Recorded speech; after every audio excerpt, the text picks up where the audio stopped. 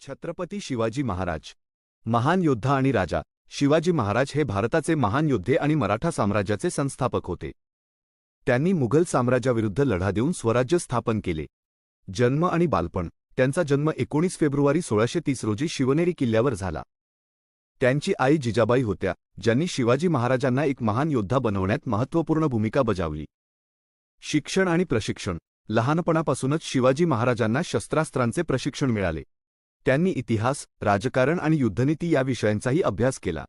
स्वराज्य स्थापना शिवाजी महाराजांनी अनेक किल्ले जिंकून आपले स्वराज्य वाढवले।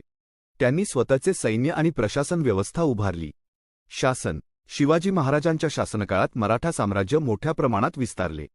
त्यांनी धार्मिक सहिष्णुता आणि न्यायप्रिय शासन केले। मृत्यू शिवाजी महाराजांचा मृत्यू 3 एप्रिल 1680 रोजी झाला।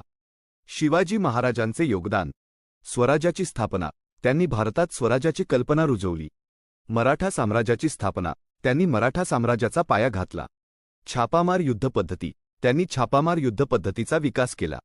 शासन व्यवस्था त्यांनी एक सुव्यवस्थित शासन व्यवस्था उभारली। धार्मिक सहिष्णुता त्यांनी धार्मिक सहिष्णुता राखली।